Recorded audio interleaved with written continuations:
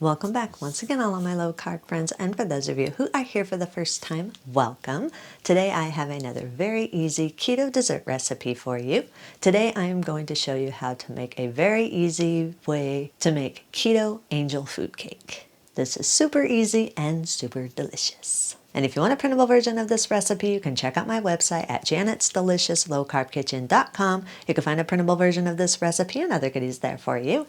And if you're new to the channel and you want to see lots of easy, delicious, low-carb keto recipes, make sure you click that subscribe button and click the notification bell that's right next to the subscribe button. That way you can be notified every time I put out videos, at least every Wednesday and Saturday. And if you'd like to help support the channel, make sure you scroll down in the description of the video. You'll see some affiliate links. Anytime you purchase anything using those affiliate links, a small portion of your purchase will go to me and help support the channel. So, while you do all that, let's get cooking.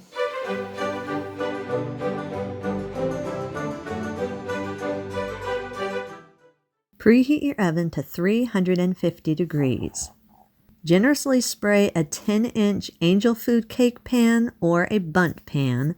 If you don't have an angel food cake pan or a bundt pan, you can use a fluted pan like I'm using. They're not the best for this because they have a tendency to get stuck a little bit even if you spray it, but if that's all you have, you can use it. If you don't have any type of a round type pan, you can make this in a 9x13 cake pan.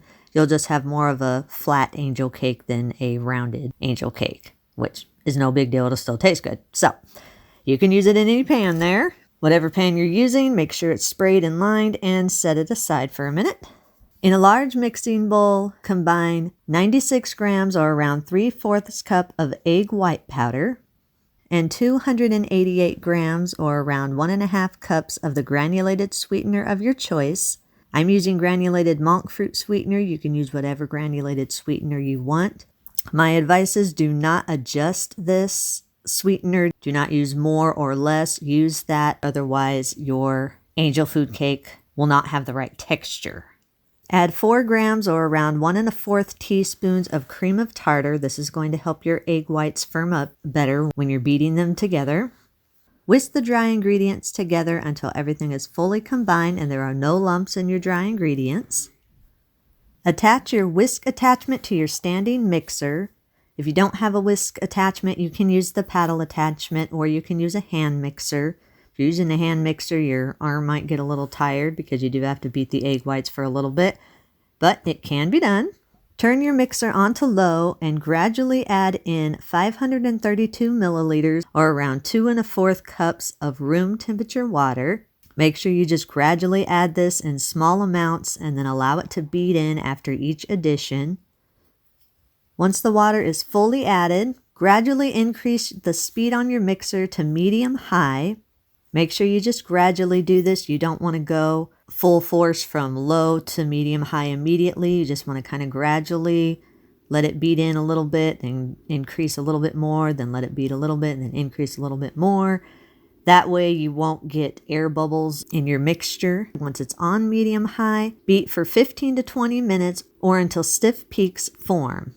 Now in this recipe, I prefer to use egg white powder as opposed to regular egg whites, just because to me, egg white powder just makes things much, much easier. I don't have to separate the eggs or wait for them to come to room temperature. And egg white powder is not as sensitive as regular egg whites when you are beating them. Regular egg whites are really sensitive. If you have anything off or have a little tiny bit of yolk in it, they won't beat properly a lot of times. So to me, egg white powder is just easier. If you don't have egg white powder or you just prefer to use regular egg whites, you'll need to tweak the recipe just a little bit. You'll need to use around 12 room temperature egg whites, and then you would leave out the water completely. And once you start beating your egg whites together, you would gradually add in the sweetener and the cream of tartar. You wouldn't add it all at once like you do with the egg powder.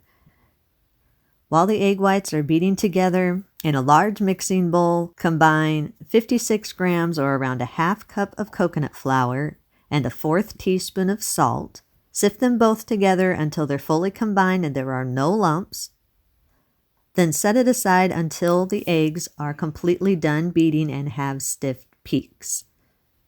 The way you know that you have stiff peaks and not just firm peaks in your egg whites, when you lift your whisk attachment or your paddle attachment, whatever attachment you're using, at the end of your attachment, there should be a little bit of a peak and it should be standing on its own. The tip of the peak should not be tipping over. It should look like a little pointy mountain on the end of your attachment.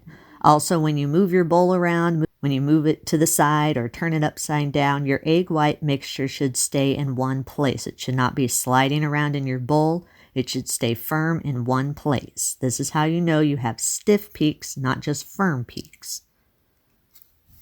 Once the egg white mixture is fully mixed together and you have nice stiff peaks that have formed, then gradually and gently fold the egg white mixture into your coconut flour mixture until everything is fully combined and smooth. Make sure you just gradually do this and do this very gently. You do not want to add this all at once.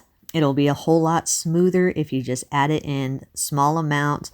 Take a few scoops of your egg white mixture, mix it together with the coconut flour mixture, then a few more scoops, mix it together. Just gradually and gently do this. Don't go full throttle and just start really whipping it all together. Otherwise, you'll get air bubbles and you won't have a nice, smooth angel food cake. Then fold in about 2 teaspoons of vanilla extract or the extract flavor of choice. Whatever flavor you want to have in your angel food cake, that would be the flavor of extract. Vanilla extract gives you the closest taste to traditional angel food cake, but if you prefer to have more of a fruit flavored or a coffee flavored angel cake, you can add whatever extract you want. Carefully scoop the mixture into your prepared pan. And if you need to, use a spatula and smooth out the top. You want to make sure this is nice and even all the way around your whole pan. And you want to make sure you have a smooth top. You don't want to have any air bubbles in your cake. Then place the pan in your preheated oven and bake at 350 degrees for 40 to 45 minutes or until lightly golden around the edges and a tester comes out completely clean. You want it to come out completely smooth and completely clean. Once the cake is fully baked, remove it from the oven, then turn the pan upside down onto a cooling rack. If you're using an angel food cake pan, it should have little feet on the end of it and you would just turn it upside down on the feet. Either way, whatever pan you're using, you just want to make sure that it's slightly elevated to be able to cool completely. Then just let it sit upside down on the cooling rack for at least 2 hours or until it is fully cooled. Now, if you've never made angel food cake before, I know this sounds like a very weird way to cool your cake, but you do have to cool it upside down to keep your cake from deflating. Angel food cake is made with mostly egg whites and sugar. If you were to cool it right side up while it's still warm, the gravity basically would push the air out of the beaten eggs and most likely cause your cake to deflate a little bit. Once the cake is completely cooled, then remove the cooling rack and keep the pan upside down and place it on the serving platter of your choice. And very gently lift the pan up and allow the cake just to gently on its own fall out of the pan onto your serving plate. If it seems like it's not coming out of the pan, give the pan a little light shake and it should gently fall out. Once it is on the serving platter of your choice, if you want to, you can top it with some berries or some powdered sugar or any type of topping that you want to put on there, or you can just eat it plain. It tastes great just plain. Then slice the cake into your desired size piece. You can serve this immediately. If you do have any leftovers, store it in an airtight container at room temperature for up to 3 days, or in an airtight container in your refrigerator up to 5 days. Eat and enjoy. And that's our recipe of the day. I hope you enjoyed it. If you did and you want to see more videos like this, make sure you click that thumbs up like button, click that subscribe button, leave me a comment if you want to. Let me know if there's any recipes that you'd like to learn how to make, and I'll do what I can to get those out there for you. And as always, keep cooking.